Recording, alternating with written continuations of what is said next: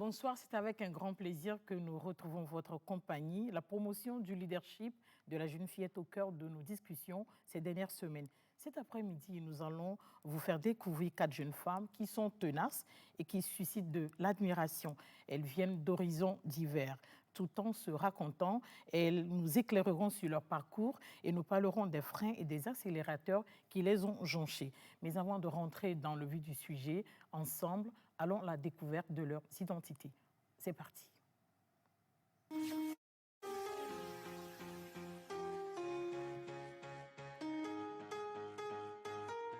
Aujourd'hui, Podium Jeunesse reçoit pour vous Faridatou Alabani.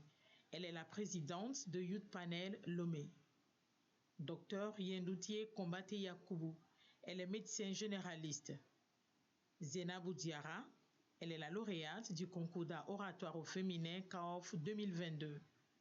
Obé Fantoji. Elle est la fondatrice du cabinet aux femmes.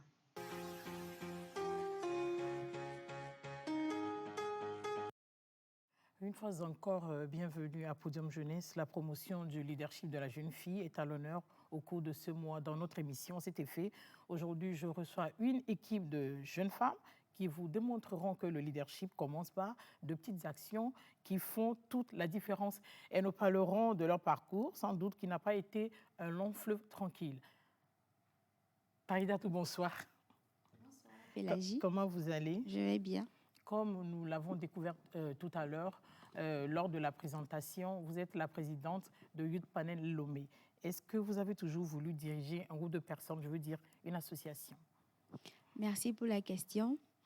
Je dirais qu'au début, ce n'était pas ça l'idée. Au début, j'ai commencé en tant que membre de club de théâtre, comme de sensibilisation à l'école. Et avec le temps, j'ai remarqué que ça marchait bien. Beaucoup de personnes s'approchaient vers mes parents pour leur demander que, par exemple, le sujet qu'on a abordé peut-être cette semaine ou bien sûr moi à l'école a été très intéressant et que ça a servi à enrichir des jeunes. Donc, j'ai trouvé ça assez intéressant. Jusque-là, c'était juste assez intéressant.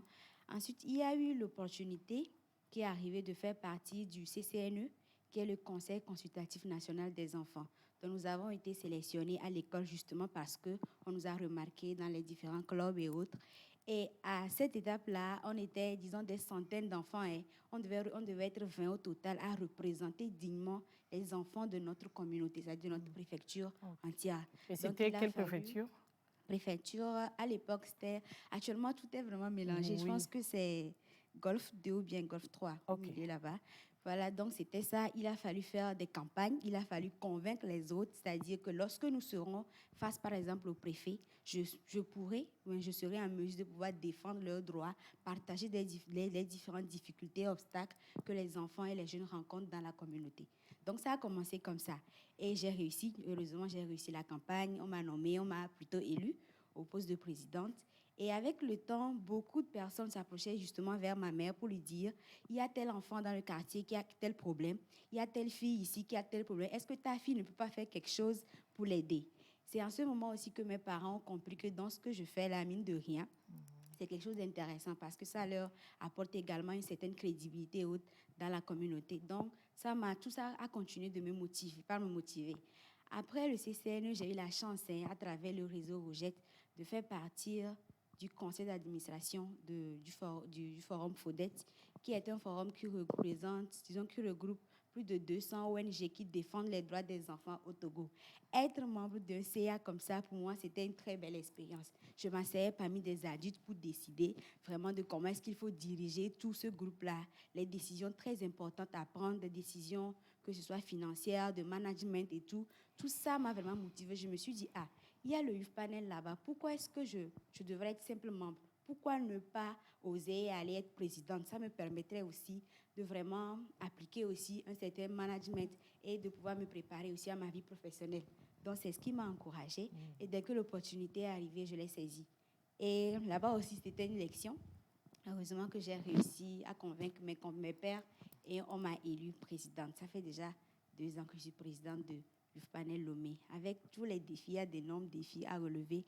Mais c'est très important pour moi parce que je suis entourée de jeunes filles, de jeunes garçons qui sont très motivés. Et nous avons une cause qui nous tient à cœur, qui est vraiment de défendre et de promouvoir les droits de la jeune fille, de la permettre de s'épanouir dans la communauté. Je veux dire que c'est de là vraiment que je tire ma force. Merci. Toutes mes félicitations. Zainabou, je rappelle à nos amis téléspectateurs que vous êtes malienne parce que par votre accent, ils le sauront tout à l'heure, vous êtes malienne de père et togolaise de mère. Ils vous ont découvert le samedi dernier durant le reportage. Et vous êtes aussi la première femme urbaniste aménagiste de votre pays, le Mali. Que ressent-on lorsqu'on est la première femme urbaniste aménagiste de son pays? D'accord, merci beaucoup pour la question. D'abord, il faut dire que j'ai toujours voulu évoluer dans un domaine où il n'y a pas beaucoup d'hommes. Parce que je ne suis pas de ceux-là qui pensent qu'il y a un métier qui est fait pour les hommes et un métier qui est fait pour les femmes. Selon moi, les métiers sont tout simplement faits pour être exercés par des personnes. Donc, mon penchant pour l'urbanisme est d'abord parti d'un constat. Le constat est que nos villes, pas seulement africaines, mais même au-delà, nos villes souffrent beaucoup, nos villes font face à des problèmes urbains. Je me suis donc dit, pourquoi ne pas me lancer dans ce domaine pour contribuer à l'apport de solutions, pour qu'on puisse vivre quand même dans des communautés aisées. Et là, j'ai choisi l'urbanisme. Être première femme urbaniste, aménagiste du Mali, c'est d'abord un honneur. Mais au-delà, c'est aussi une lourde tâche parce que je me dis qu'il faut exceller dans ce domaine pour non seulement prouver qu'effectivement la femme est capable, mais aussi motiver et inspirer d'autres jeunes dames à se lancer dans ce domaine qui est tant fascinant et qui permet d'améliorer les cadres de vie et les conditions de vie des populations. Vous êtes aussi la lauréate du CAOF, le concours d'oratoire féminin édition 2022. Qu'est-ce que cela représente pour vous? CAOF, CAOF, CAOF. CAOF, une famille, CAOF, une belle aventure qui méritait vraiment d'être vécue. Être lauréate CAOF, c'est d'abord le sentiment de devoir accompli et c'est la satisfaction vraiment d'un objectif atteint. Parce que lorsque je m'inscrivais à ce concours, ce n'était pas seulement pour participer ou accompagner les autres, mais c'était dans l'objectif de remporter ce concours. L'objectif est atteint, mais le chemin est encore long. Ça ne fait que commencer.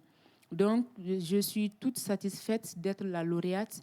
Et aussi, ce qui me plaît, c'est que ça permet aussi d'inspirer d'autres jeunes dames à se lancer sur des aventures comme ça.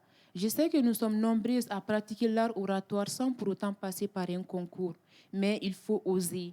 Il faut oser se présenter devant un public pour encore faire la lutte, la guerre à travers les mots. Merci beaucoup. Docteur Combaté, vous êtes médecin généraliste. Quel fut votre parcours pour devenir médecin? Merci, Madame Pélagie, pour m'avoir passé la parole.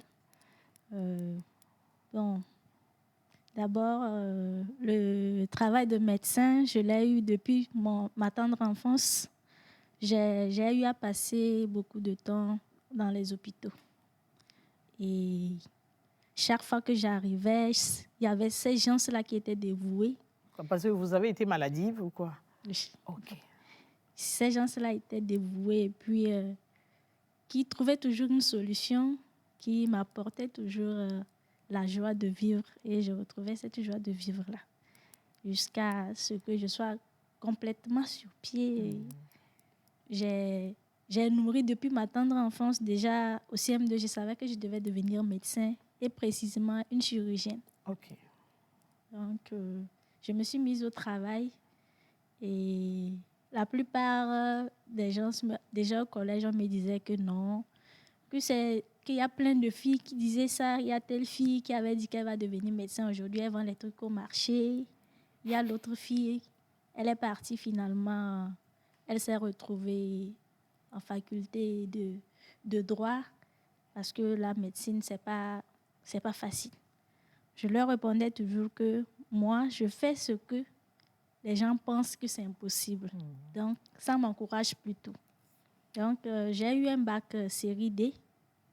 Je suis arrivée à Lomé. J'ai quitté mes parents, je suis arrivée à Lomé. J'avais passé le concours de l'ESSAL, la médecine militaire. Oui. Donc, j'avais réussi à l'écrire, mais après les interviews et autres, je n'ai pas été sélectionnée. J'étais très déçue.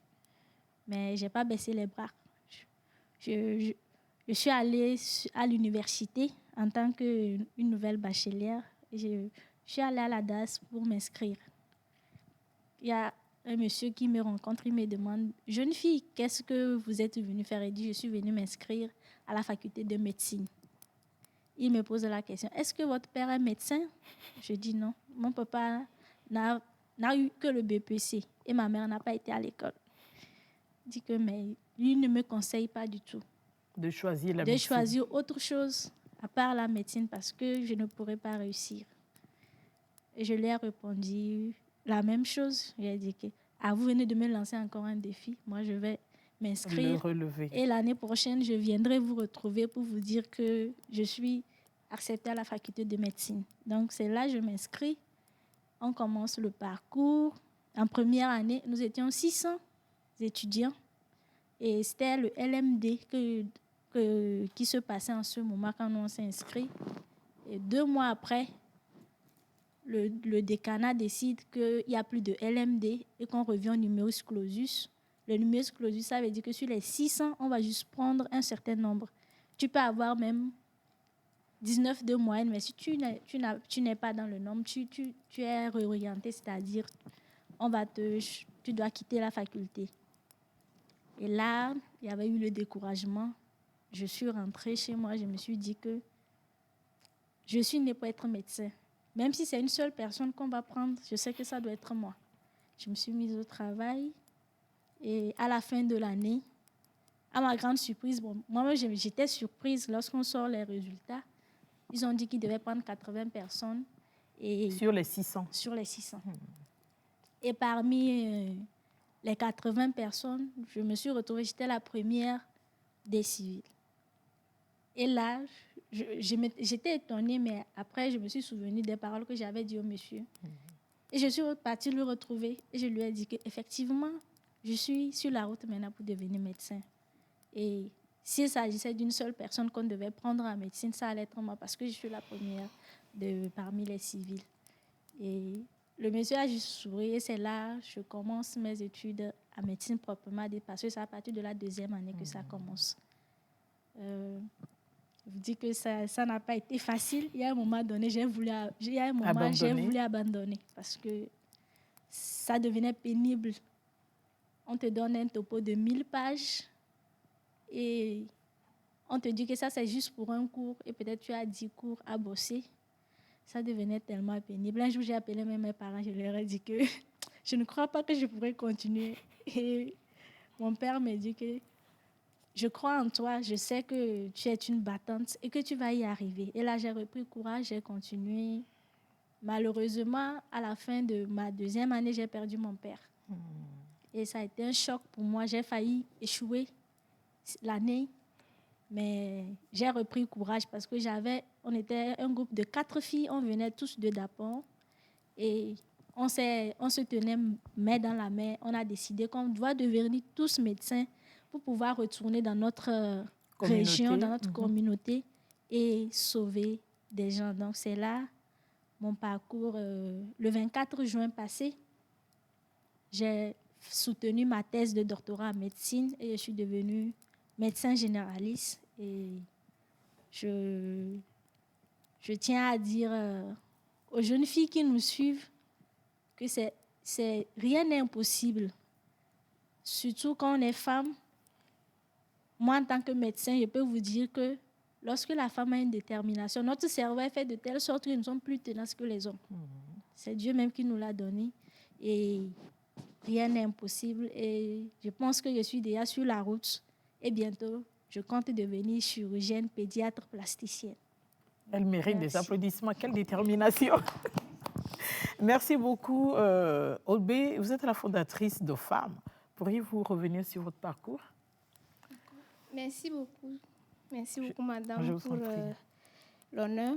Alors, moi, j'ai eu un parcours assez brillant, si je peux le dire ainsi, déjà le parcours scolaire, parce que tout a commencé juste après l'obtention de mon diplôme de baccalauréat, série C4 à Cara.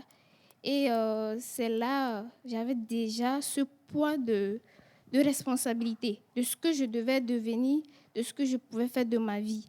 Et avec ce bac, j'avais passé 2 concours. C'était le concours de HAMO, École d'architecture ici au Togo, et le concours de IAI, Institut africain d'informatique. J'ai reçu aux 2 concours. Il me fallait choisir. Après examen de conscience, j'ai finalement choisi IAI. Okay. Alors, j'ai démarré mon parcours de licence professionnelle à l'IAI en 2020, parce que j'ai eu mon bac en 2019. Et avec cette responsabilité, je recevais déjà des appels. Grande sœur, je veux faire comme toi. Parce qu'avoir un bac C4, il faut déjà que cela soit doré d'excellence. Grande sœur, je veux faire comme toi. Comment faire comme toi? Et déjà en mars 2020, j'ai lancé l'initiative Trivius Coaching Togo qui a rassemblé plus de 200 jeunes élèves, surtout terminalistes, où nous avons eu un taux de réussite à la fin de 80%, mais c'est sur le digital.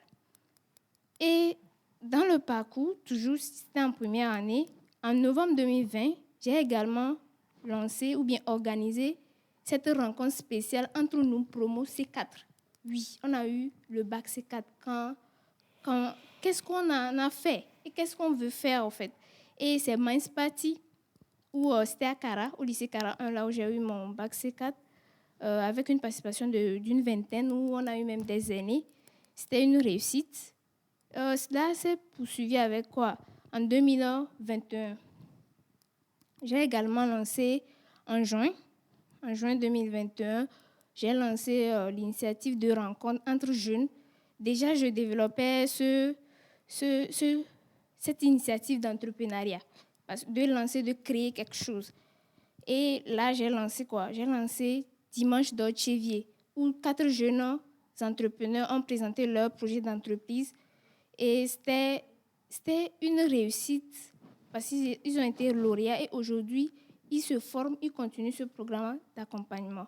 Également, en 2020, j'ai eu à initier assez de rencontres, à savoir Winyama Nongeme, où des jeunes se sont retrouvés. Et également, j'ai eu à lancer de ces initiatives où j'ai joint ma marque aux femmes. Aux femmes, c'est moi. Je suis Obéma c'est Fantoji, dite Marcella Selé Abigail, toute ma marque aux femmes. Okay. Donc, c'est de là que j'ai implémenté 3 grandes branches dans cette structure, à savoir l'éducation et la technologie, également la communication. Parce qu'après mon bac plus 2 en informatique, je poursuis en bachelor 3 management, marketing, communication. Donc, c'est de là qu'en juillet 2021, j'ai organisé une cérémonie de lancement officielle d'une entreprise ici au Togo. Et c'était également une réussite.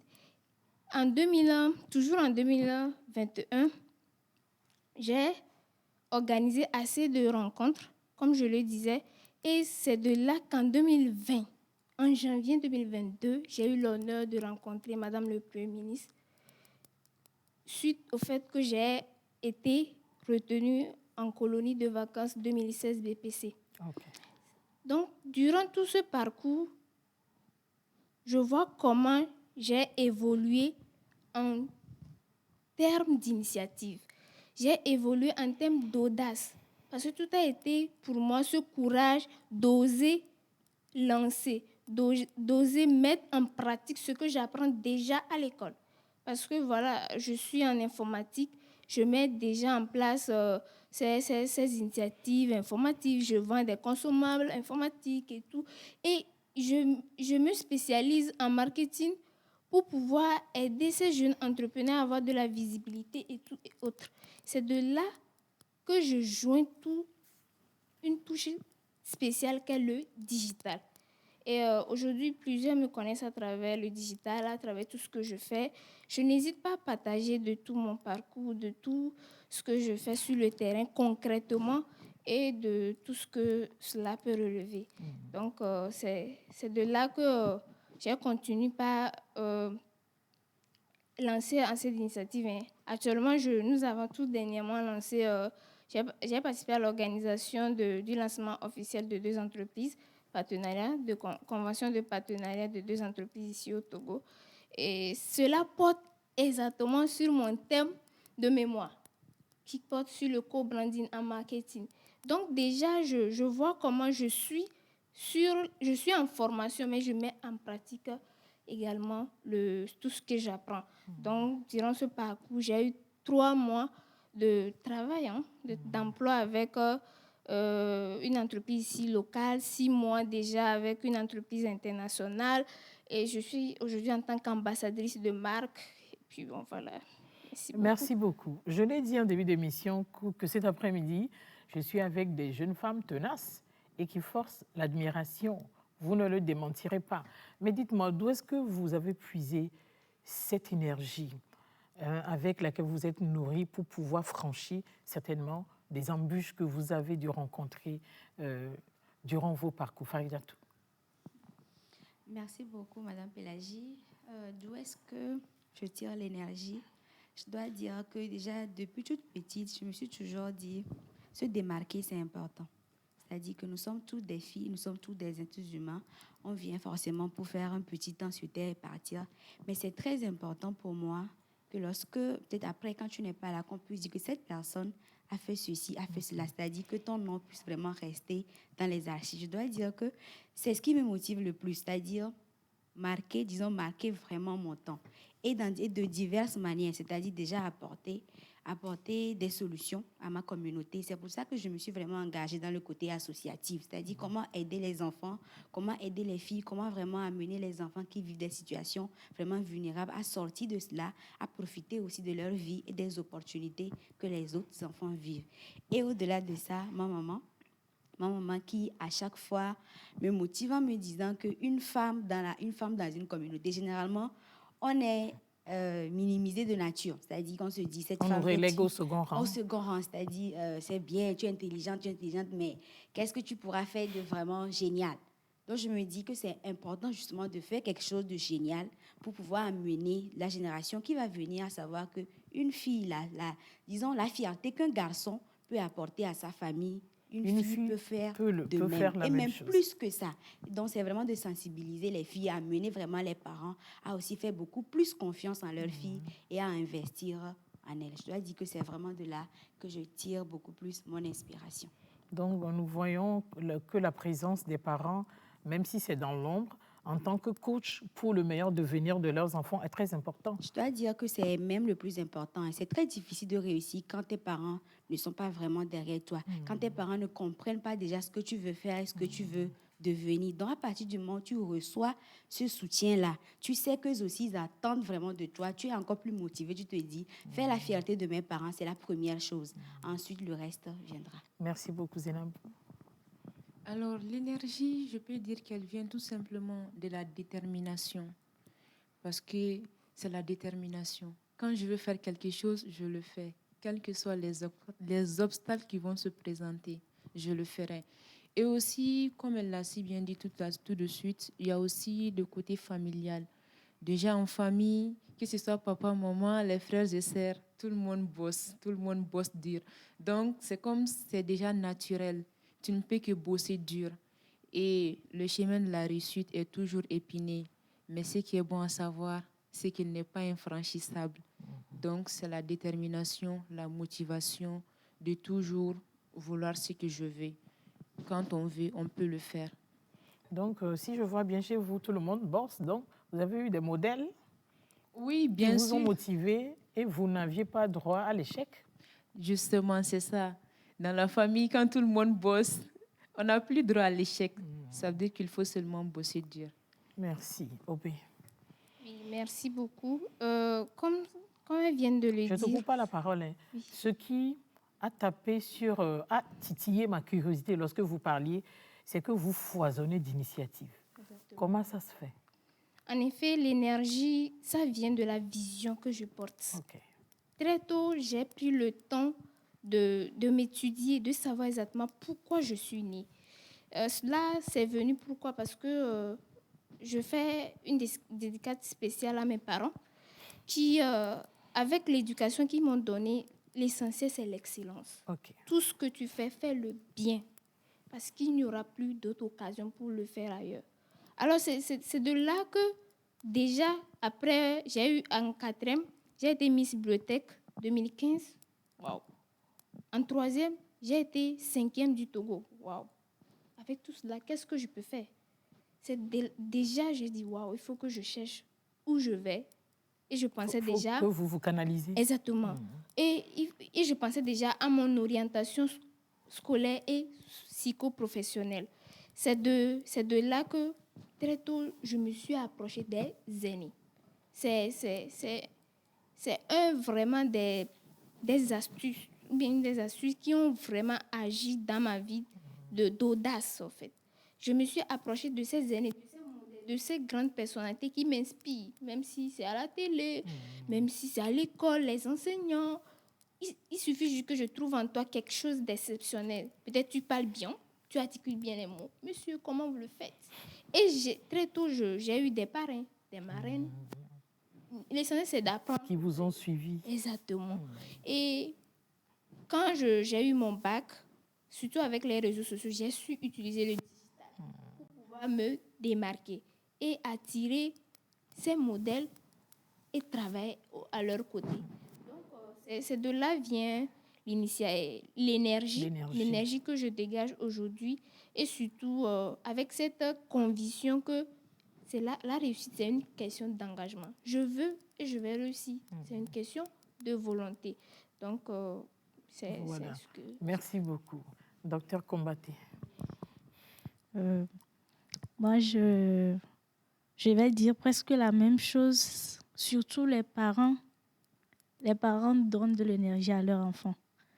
Les parents, disons que c'est l'essence qu'on met dans le moteur. Durant le partage, vous aviez parlé du décès de votre papa qui a été un sacré coup à votre motivation. Voilà. Comment est-ce que vous avez pu vous relever et reprendre pour de bon cet engagement que vous aviez pris de devenir médecin? Disons que moi, d'abord, j'avais une relation particulière avec mon papa. Il n'était pas seulement mon père, mais il était comme un ami pour moi. Okay. Donc, je pouvais partager tout avec lui. Donc, juste avant son décès, il a fait le déplacement de Dapon pour venir me voir à Lomé. Donc, et ce jour-là, il m'a dit, ma fille, tu sais, moi, j'ai pas eu la chance de beaucoup étudier. J'ai pas eu la chance de pouvoir accomplir de grandes choses. Mais quand je te vois, je suis fière de toi. Tu as la plus grande réalisation que j'ai faite. Et je sais que tu vas y arriver.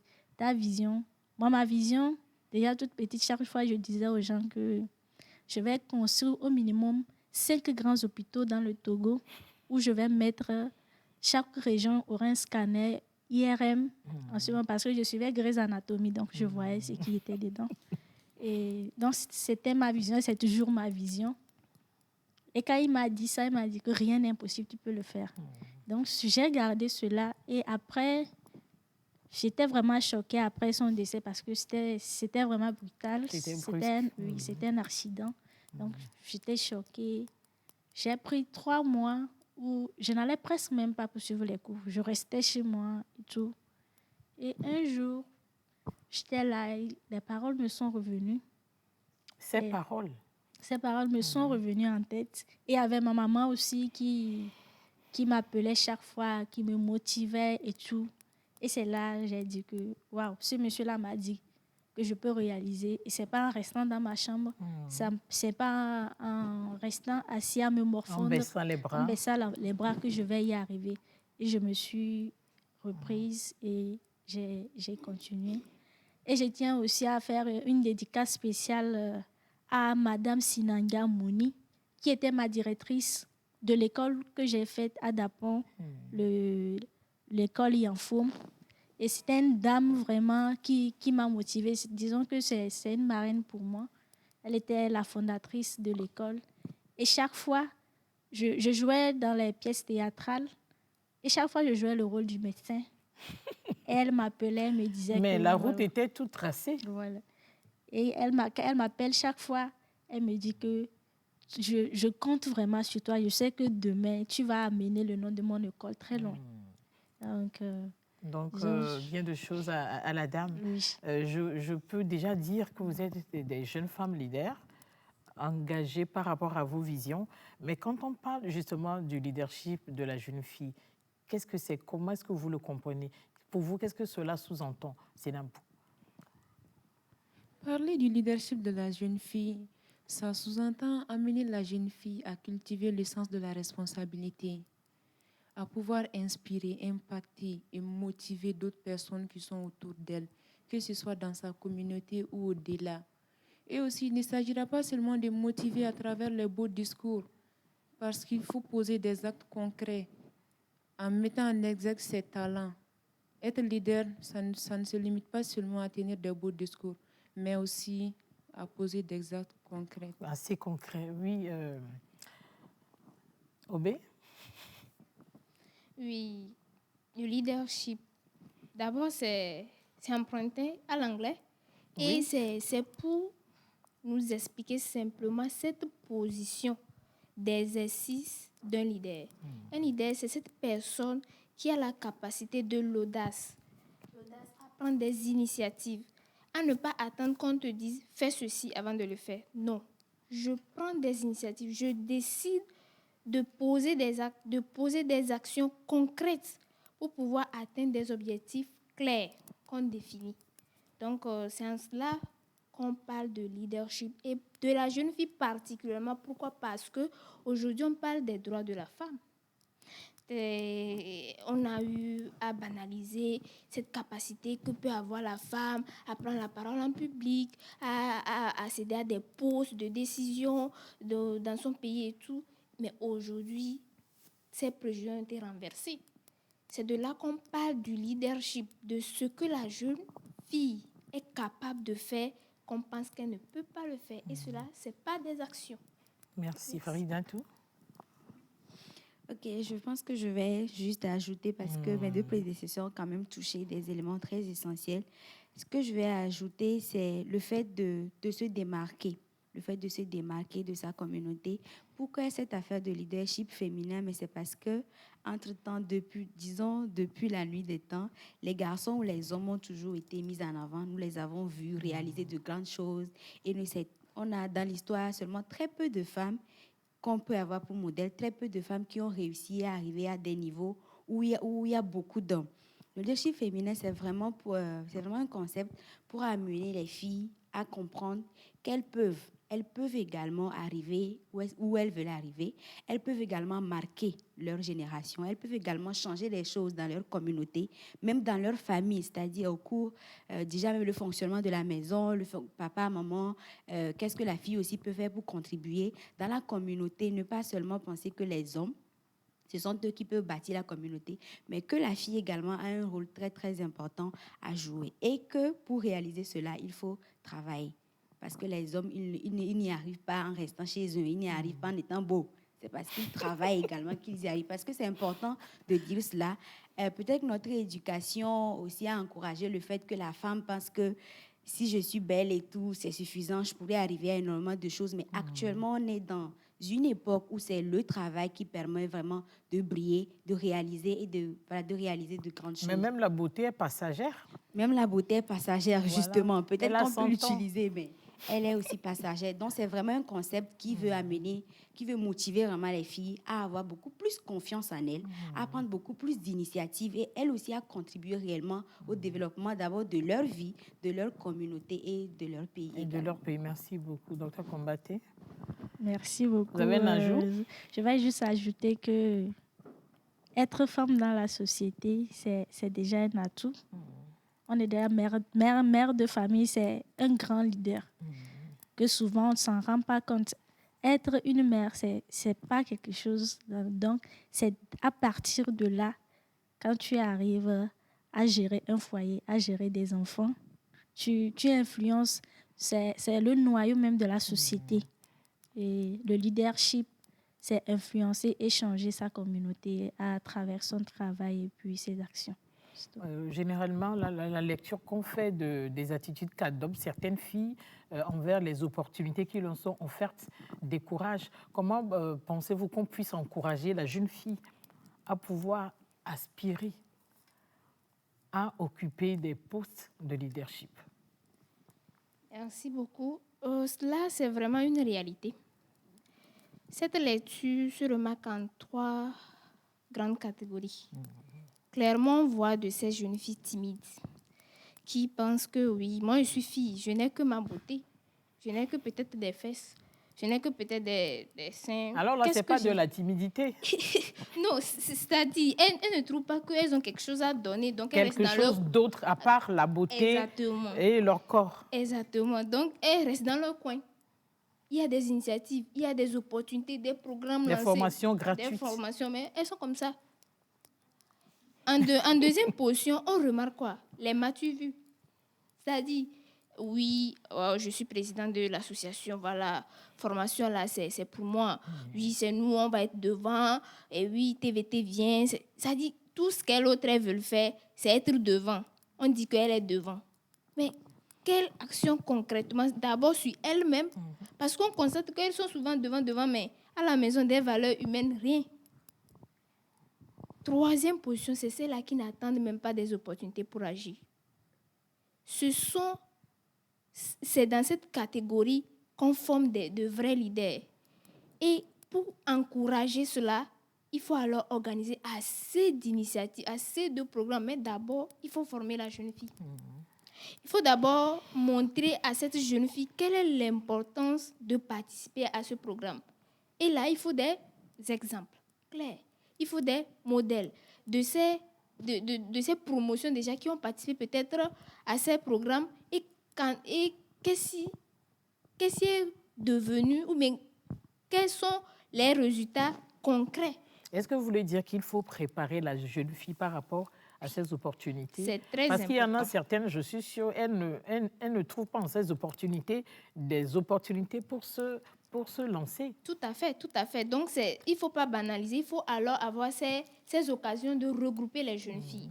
Regrouper ces jeunes filles et les sensibiliser. Exactement. Donner, par exemple, l'importance de prendre la parole en public. Il faut d'abord leur faire comprendre que si aujourd'hui tu as peur de prendre la parole en public, c'est parce qu'on t'a fait comprendre qu'une fille ne doit pas prendre exactement la parole en public. Ou bien une fille ne doit pas parler. Donc, ce qui fait que là, si on te dit que non, tu peux le faire, alors tu déploies ton potentiel. Donc, c'est un peu cela. Aujourd'hui, si, par exemple, moi, j'ai eu l'opportunité de rencontrer Madame le Premier ministre, c'est parce que quoi?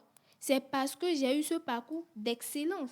C'est parce que j'ai été à la colonie de vacances BPC et j'ai gardé ce cap d'excellence. Ça veut dire que je comprends l'importance d'être première peut-être à l'école, d'être toujours meilleure, de toujours se démarquer.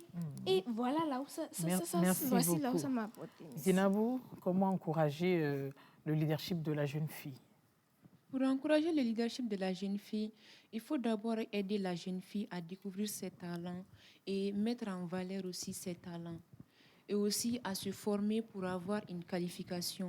À ce niveau, j'aimerais préciser que n'est pas seulement leader ces jeunes dames-là qui sont parties à l'école. On peut ne pas mettre pied à l'école, mais être leader. Donc, quand je parle de qualification, il ne s'agit pas seulement du côté scolaire. Il faut coûte que coûte être qualifié en quelque chose. C'est très important parce qu'on ne peut pas être leader lorsqu'on n'a rien à donner, lorsqu'on n'a rien à apprendre aux gens. Il faut d'abord se former pour pouvoir donner quelque chose à sa communauté. Donc, au-delà de ça, il faut également sensibiliser concernant les hésitations, les sentiments d'échec ou même souvent la pression familiale ou l'influence de la société. Il faut également sensibiliser sur tous ces aspects-là pour que la jeune fille soit quand même prête à se lancer dedans. Et également encourager, accompagner et soutenir les jeunes dames-là qui ont déjà fait le pas. C'est très important parce que lorsqu'on se lance, il y a peu qui se lancent. Maintenant, lorsqu'on se lance et qu'il n'y a pas besoin de coach pour nous soutenir le long du parcours. Là, souvent, ça peut décourager ou même ça peut ne pas motiver d'autres jeunes filles à se lancer. Donc, il faut déjà se former et sensibiliser sur les bienfaits de la chose. Merci beaucoup. Faridatou, quelles sont les opportunités que Youth Panel offre au leadership de la jeune fille? Merci beaucoup. Je pense que dans les échanges, il y a un concept important qui est ressorti, qui est celui d'avoir confiance et d'avoir une très forte estime en soi et d'arriver à oser et autres. Dans les associations, de façon générale, pas que le Youth Panel, c'est ce qu'on développe le plus, c'est-à-dire déjà comment travailler en communauté avec d'autres personnes, mais aussi, c'est-à-dire comment prendre des initiatives, comment travailler avec d'autres personnes, mais aussi comment avoir confiance en soi. Parce que dans une association, lorsque tu as une idée, on ne va pas se moquer de toi. Au contraire, tu auras plutôt des personnes qui vont t'aider à améliorer ton idée et même jusqu'à la mettre en œuvre. Donc, ce qu'on apporte concrètement chez nous, on a une méthodologie que nous appelons Champions of Change, c'est-à-dire nous sommes des champions du changement. Et cela doit se voir dans nous-mêmes, nos comportements. Donc, ce concept-là nous permet d'apprendre déjà l'estime de soi, comment est-ce qu'il faut aussi planifier sa vie en tant que fille, comme aux femmes l'a dit. C'est très important de savoir où est-ce que l'on va.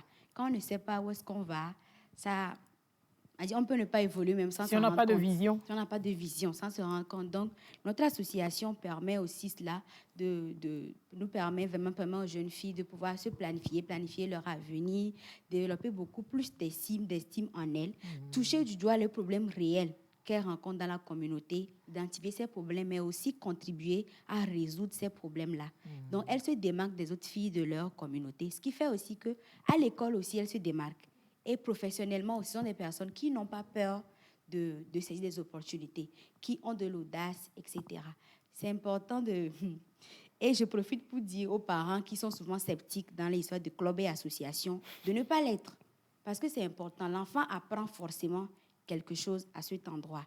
En Afrique, peut-être, je ne sais pas, peut-être au Togo, la cellule familiale, ce n'est pas vraiment évident pour les enfants, en particulier pour les filles. Il y a beaucoup de choses qui ne se disent pas. Il y a beaucoup de choses qu'on voit, mais qu'on fait comme si on ne voit pas. Il y a des choses qu'on a envie de faire, de dire, qu'on n'arrive pas à dire à cause des normes et des croyances. Donc, se retrouver en fait dans un environnement avec ses pairs, c'est aussi un cadre d'échange, un cadre d'épanouissement, un cadre de partage de ce que tu vis aussi chez toi. L'autre aussi peut t'apporter des conseils assez importants. Sans oublier aussi les coachs et les mentors.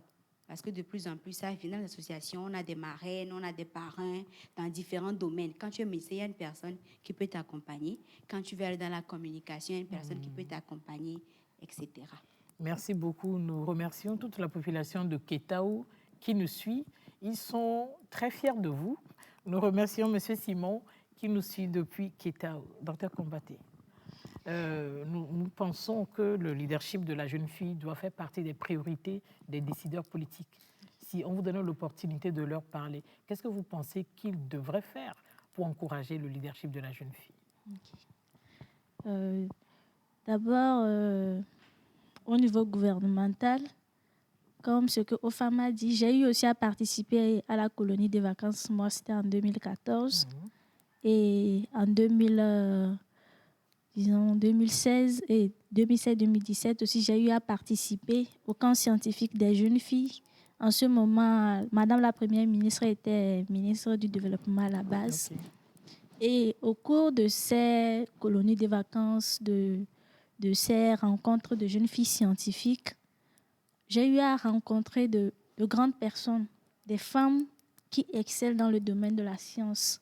Et ça m'a vraiment inspirée. Donc, j'encourage les membres du gouvernement à initier de plus en plus ce type d'initiative, de faire ce type d'initiative, d'aller dans les écoles, piocher ces filles-là qui ont vraiment envie de montrer leur talent, qui ont vraiment envie de changer quelque chose dans leur société, les encourager.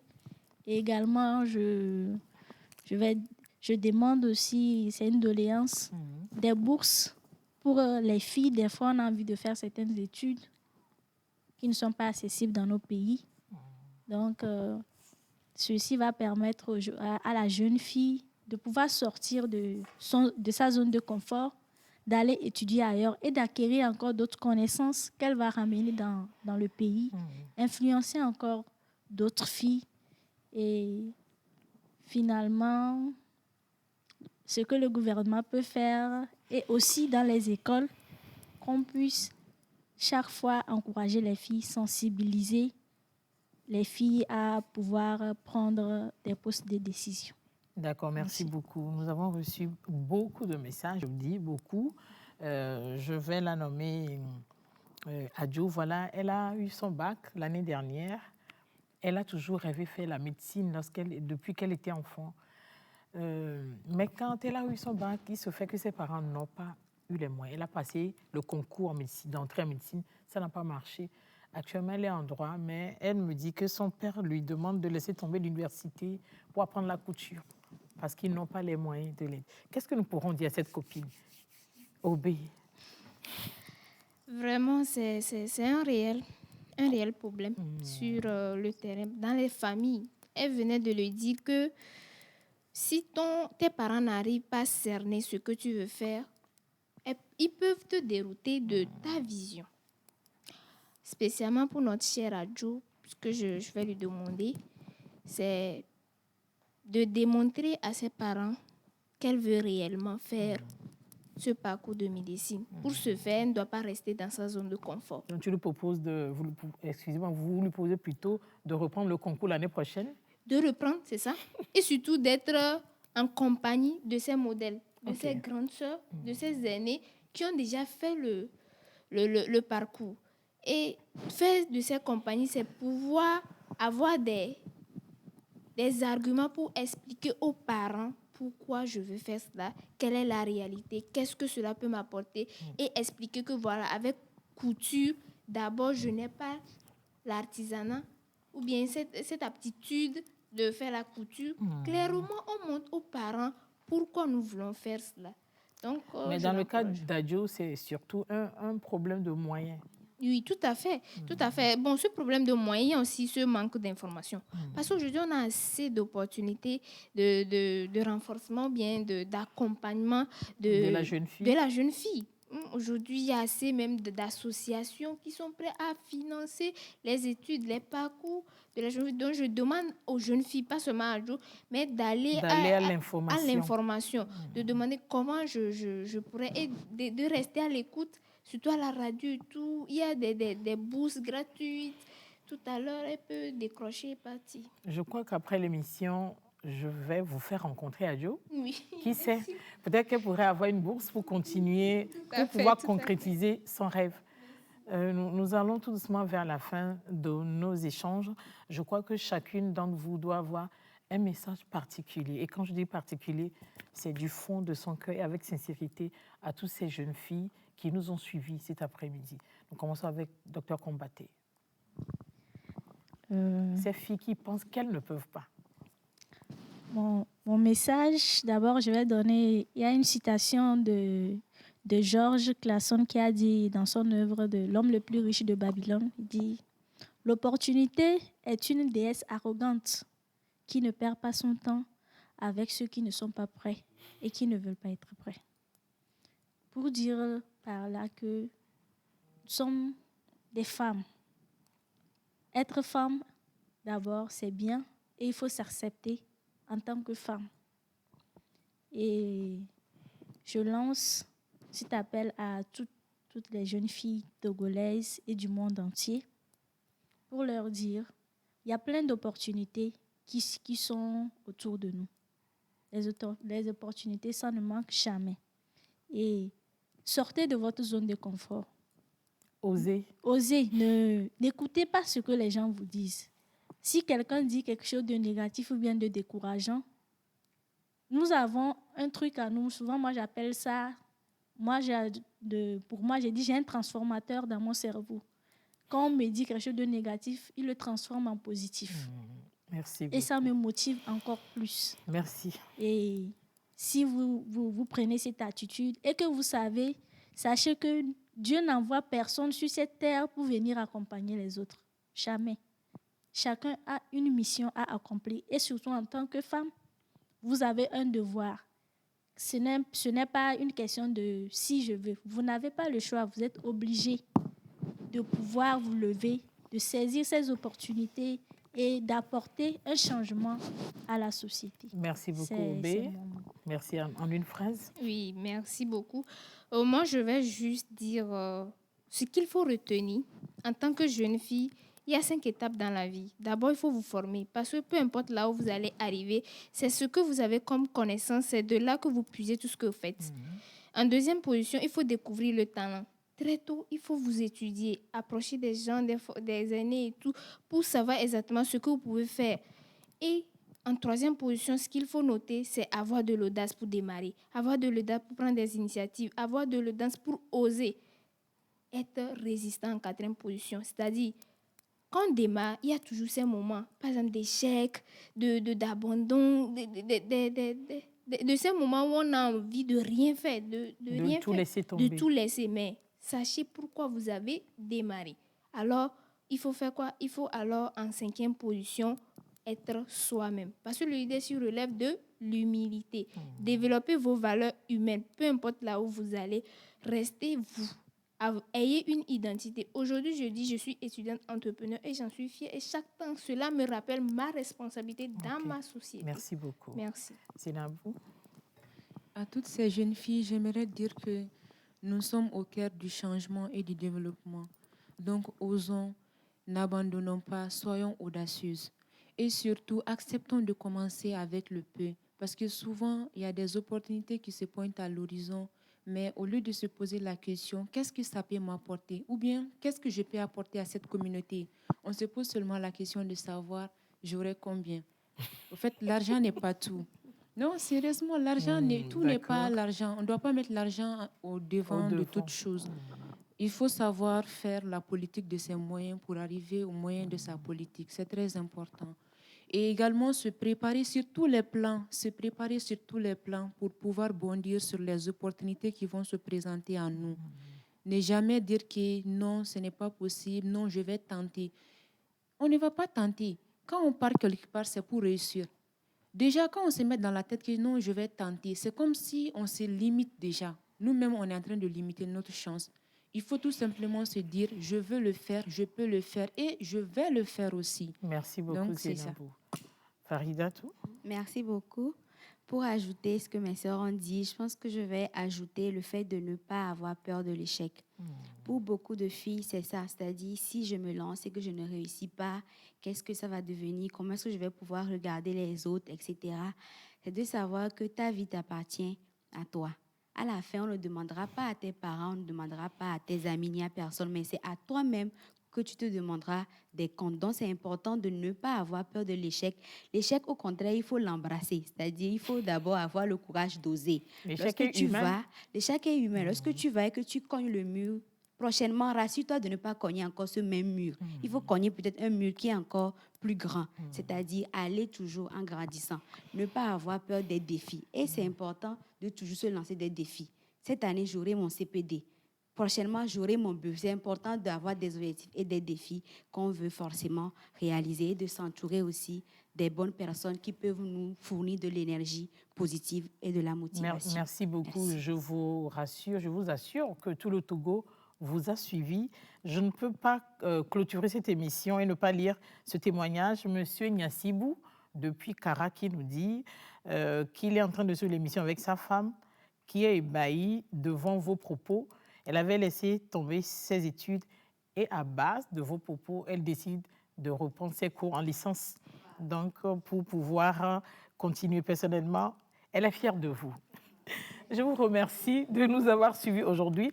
Je remercie Faridatou, Yenouti, Zenabou et Obé d'avoir accepté de lever un coin de voile sur leur parcours afin d'inciter d'autres filles et d'autres jeunes femmes à libérer leur potentiel. Chers amis de Podium Jeunesse, vous l'avez remarqué cet après-midi, j'ai reçu des jeunes femmes réfléchies, maîtresses de leur destin, comme celles qui nous ont suivis aussi. Mais je vous dis que je suis certaine qu'elles deviendront des leaders dans leur communauté afin de pouvoir aider ces communautés à relever les défis qui se posent à elles. On doit donc les encourager en investissant dans leur potentiel et en les aidant à diriger avec confiance. Merci à toute l'équipe de la réalisation. À samedi.